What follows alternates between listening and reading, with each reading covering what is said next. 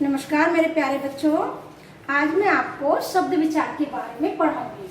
ठीक है, सबसे पहले आप शब्द विचार को पढ़ने से पहले मैं आपको वर्ण विचार की याद दिलवाती हूँ। मैंने आपको वर्ण विचार पढ़ाया था। वर्ण क्या होते हैं? भाषा की सबसे छोटी ध्वनि को वर्ण कहते हैं, जो मैंने आपको पिछली वीडियो में पढ़ाया था। और वर्णों से मिलके ही क्या बनते हैं? शब्द। जैसे आप देखिए फिंगर्स है, फिंगर से मिलके क्या बन गई? एक मुट्ठी बन गई ना। ऐसे ही सब वर्णों से मिलके क्या बन जाते हैं? शब्द। जैसे देखो किताब है, अब क्या इसमें एक वर्ण और ई और तय और आ और वे, तो क्या बन गया? एक शब्द किताब। और वर्ण कितने हैं इसमें? 5। 1 2 3 4 5 और इसमें ए भी छिपा हुआ है, यानी कि 6 वर्ण है। ठीक है, तो वर्णों के सार्थक मेल को उसका कोई अर्थ होना चाहिए, उसको हम शब्द कहते हैं। ठीक है, अब ये शब्द इस दुनिया में आए कहाँ से, ये कैसे शुरुआत हुई इनकी, इसके बारे में मैं आपको वन बाय वन समझाऊंगी।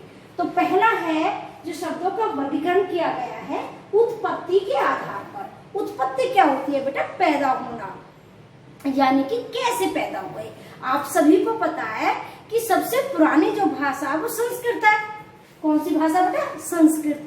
तो कुछ शब्द तो ऐसे थे जो संस्कृत भाषा के जो के त्यों हिंदी भाषा में इस्तेमाल होने लगे, जैसे भगिनी, हस्त, ओष्ठ, नेत्र, और आप जैसे मातृ, पितृ, और जो है आप बहुत सारे शब्द है जैसे कि पुस्तकम। तो ये पुस्तक, ये शब्द जो कौन सी भाषा के थे? संस्कृत के। और हिंदी में जो के तो इस्तेमाल होने लगे, तो इन शब्दों को नाम दे दिया गया तत्सम।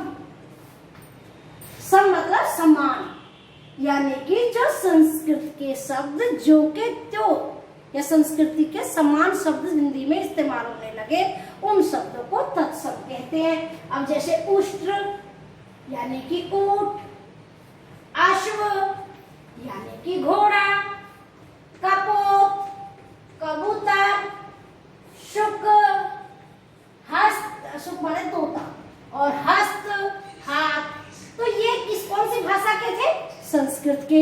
इस्तेमाल किसमें होने लगे? हिंदी में। तो इनको क्या कहने लगे, कहा जाने लगा? तत्सम शब्द। अब तद्भव, भव माने पैदा होना, भव मीन्स पैदा होना। जो संस्कृत भाषा के तो शब्द थे, लेकिन उनका रूप बदल के, थोड़ा बदलाव करके वो हिंदी में इस्तेमाल होने लगे। उन्हें क्या कहा गया फिर? तद्भव शब्द। जैसे हम हस्त नहीं कहते, क्या बोलते हैं बेटा? हाथ। हम उष्ट नहीं कहते, क्या कहते हैं? ऊंट, घोड़ा, कबूतर। तो ये क्या थे? संस्कृत भाषा के शब्द थे, और इनका रूप बदल के, थोड़ा इनमें बदलाव होकर के ये हिंदी में इस्तेमाल होने लगे, तो इन्हें कहा गया तद्भव शब्द। अब तीसरे जो टाइप के हैं उत्पत्ति के आधार पर, वो है देशज शब्द। देशज शब्द, अब देशज नाम से ही पता लग रहा है, जो हमारे यहीं के शब्द थे। या आप जानते हो हमारे भारत में हर जो है 10 किलोमीटर के बाद बोली बदल जाती है। तो जो हमारे भारत की बोलियों में से ही शब्द लिए गए और वो हिंदी भाषा में इस्तेमाल होने लगे। अब जैसे कई बार आपने देखा होगा, शादी से एक दिन पहले की जो दावत होती है उसे कहते हैं जौनहार, मंडहा। तो ये कोई हिंदी भाषा के शब्द नहीं थे, प्रॉपर संस्कृत के। ये जैसे आवश्यकता पड़ी वैसे हिंदी में इस्तेमाल होने लगे। फावड़ा, खुरपी, तो इन शब्दों को हम जो है कैसे शब्द कहेंगे? देश शब्द कहते हैं, जो कैसे थे? भारत की बोलियों में से ही पैदा हुए। जैसे एग्जाम्पल मैंने क्या दिया आपको? जौनार, फावड़ा, और पगड़ी भी, जो पगड़ी बुजुर्ग लोग पहनते हैं ना, वो पगड़ी भी बेटा हमारा अपने देसी शब्द है, जो खुद के द्वारा पैदा किया गया है। अब बेटा विदेशी शब्द होते हैं कुछ, जो विदेशी भाषाओं के थे। अब जैसे आप देखते हो गए प्लेट, हिंदी में तस्तरी बोलते हैं प्लेट को। अब ये प्लेट इंग्लिश का शब्द है, लेकिन हम हिंदी हिंदी भाषा में भी इस्तेमाल करते हैं। अब रेल, टिकट, कागज, कागज अरबी शब्द है। और आप देखो ये किताब, और जो मोबाइल, आजकल हिंदी में भी मोबाइल यूज करते हैं। तो ये कैसे, पेन, जो पेन हमारा, ये कैसे शब्द है, विदेशी भाषाओं के हैं। टिकट, रेल, ठीक है, और पेन, कागज, और अब ये किसमें है इस्तेमाल हो रहे हैं बेटा, हिंदी में। तो ये विदेशी शब्द हो गए। तो उत्पत्ति के आधार पर आप समझ गए होंगे, 4 तरह के शब्द बताए मैंने आपको, तत्सम, तद्भव, देशज और विदेशी शब्द। अब हम पढ़ेंगे रचना के आधार पर। रचना मतलब बनावट, व्युत्पत्ति, यानी कि कोई छोटा शब्द, कोई बड़ा शब्द, उसके आधार पर भी शब्द 3 प्रकार के हैं। रचना के आधार पर भी शब्द कितने प्रकार के, 3। एक तो रूढ़ शब्द, दूसरा यौगिक शब्द, और तीसरा योगरूढ़ शब्द। अब रूढ़ शब्द देखिए कौन से होते हैं।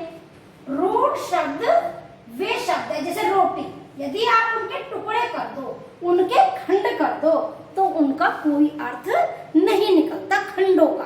जैसे रो को अलग कर दो, टी को अलग कर दो, तो कोई स्पेशल अर्थ नहीं निकलेगा।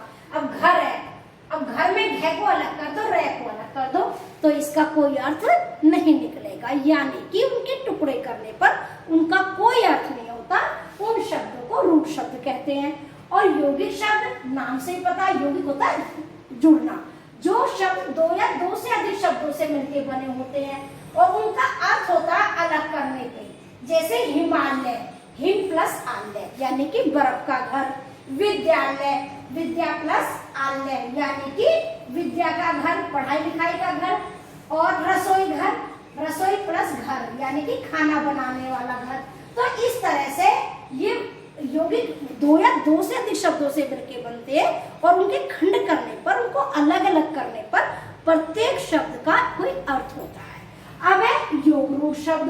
ये शब्द भी 2 या 2 से अधिक शब्दों से मिलकर बनते हैं, लेकिन जिन शब्दों से ये मिलकर बनते हैं ये उनका अर्थ नहीं देते, किसी और तीसरे शब्द का संबोधित करते हैं। जैसे दशानन। अब दशानन, 10 आनंद, यानी कि 10 सिरों वाला। अब 10 सिरों वाला कौन है बेटा, रावण। लेकिन ये थोड़ी ना हम 10 सिर लगा लेंगे तो हम रावण हो जाएंगे, नहीं। चाहे कहीं पे भी लिखा होगा या कोई 10 सिर लगा लो, वो रावण नहीं बनेगा। ये तो उस राम वाले रावण को ही संबोधित करेगा, दशानन। अब नीलकंठ, नीलकंठ यानी कि किसको संबोधित कर रहा है, जिसका नीला कंठ है वो कौन है, शिव जी भगवान है। तो ये नीलकंठ शिव जी भगवान को संबोधित करेगा। हम अपना नीला कंठ कर दे या कोई अपना नीला गला कर ले तो वो उसको संबोधित नहीं करेगा। मुरलीधर। अब मुरलीधर श्री कृष्ण भगवान। तो अब कोई साधारण लोग मुरली लगा के खड़ा हो जाए तो वो श्री कृष्ण भगवान थोड़े ना है। तो मुरली धारण करने वाला तो यानी कि वो किसको संबोधित कर रहा है, श्री कृष्ण भगवान के लिए। तो इस तरह से वो योगरूढ़ शब्द होते हैं। अब अर्थ के आधार पर, अब मैंने आपको रचना के आधार पर बता दिया। रूढ़ शब्द जिनको खंड करने पर कोई टुकड़े नहीं होते। यौगिक शब्द जिनके खंड करने पर प्रत्येक शब्द का अर्थ होता है।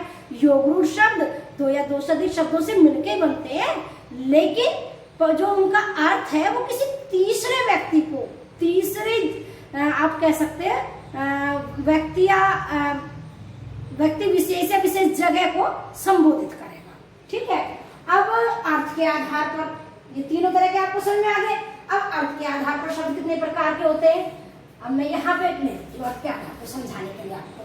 अर्थ के आधार पर बेटा शब्द होते हैं 4 प्रकार के। एक तो एकार्थी,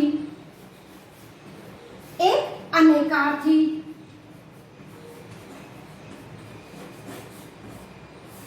और विलोम शब्द और प्रायवाची शब्द। विलोम शब्द और प्रायवाची शब्द।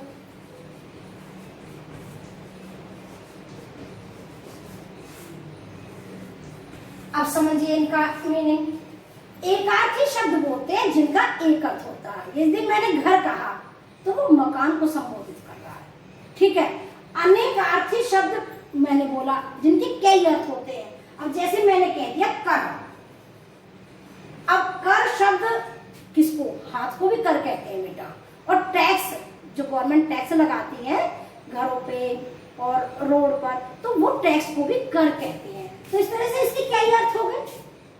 अच्छा, पर, अब पर एक शब्द है पर जो पक्षियों में उनके छोटे छोटे पंख से होते हैं उनको भी पर कहते हैं, और परंतु को भी कह देते हैं। तो इनके कई अर्थ होते हैं, तो उनको कहेंगे अनेकार्थी शब्द। विलोम शब्द जिनके उल्टे अर्थ होते हैं, जैसे मैं अंधेरा का उजाला, आगे का पीछे, ऊपर का नीचे, काला का सफेद, आकाश का पाताल, इस तरह से वो विलोम शब्द हो गए जिनके उल्टे अर्थ होंगे। पर्यायवाची शब्द समान अर्थ वाले शब्द होते हैं, जैसे पानी को नीर भी कहते हैं, अम्बु भी कहते हैं, सलेर भी कहते हैं, बादल को घन भी कहते हैं, जलधर भी कहते हैं। तो इस तरह से ये हो गए अर्थ के आधार पर।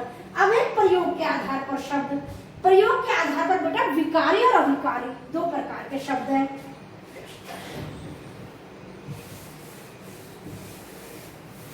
प्रयोग के आधार पर दो प्रकार के शब्द हैं, एक तो विकारी और एक हो गए अविकारी। अब दोनों में मैं आपको एक तो परिभाषा बताऊंगी, फिर इनके एग्जाम्पल देकर के समझाऊंगी। विकारी शब्द वो शब्द होते हैं जो लिंग, वचन और काल के अनुसार अपना रूप बदल लेते हैं। विकार आ जाता है, उनमें बदलाव आ जाता है। और ये चार प्रकार के होते हैं। एक तो हो गए संज्ञा, सर्वनाम, विशेषण और क्रिया। और अविकारी शब्द वो होते हैं जो लिंग, वचन, काल के अनुसार अपना रूप नहीं बदलते। ये भी चार प्रकार के होते हैं। ये क्रिया विशेषण,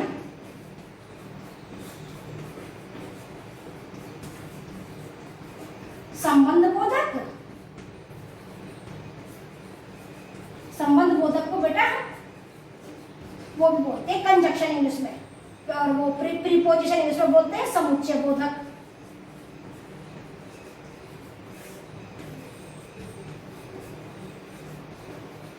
और इंटरजेक्ट विस्मयादि बोधक, इंग्लिश में इंटरजेक्शन बोलते हैं, वैसे विस्मयादि बोधक, विस्मयादि बोधक। अब इनके बारे में एक बार समझ लीजिए, फिर आपको क्लियर हो जाएगा। जैसे मैं कहती हूं वह कल घर गया, वह कल घर गया,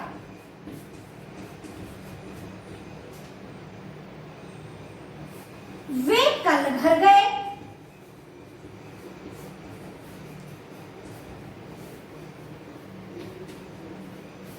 वह कल घर गई।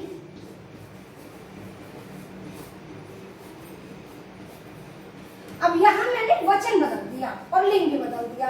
ये पुल्लिंग शब्द था, गया ना, तो यहां देखो पीछे ये बदल गया रूप। तो ये कैसा शब्द है? विकारी शब्द। ये भी विशेषण है, यहाँ वे आगे ज्यादा के लिए, तो ये भी क्या है? विकारी शब्द है। अच्छा, कल जो शब्द है ये तीनों में नहीं बदला, तो ये कौन सा शब्द है? अविकारी शब्द। और ये क्रिया विशेषण वाले में आएगा, क्योंकि ये समय को बोध कर रहा है। ठीक है बेटा।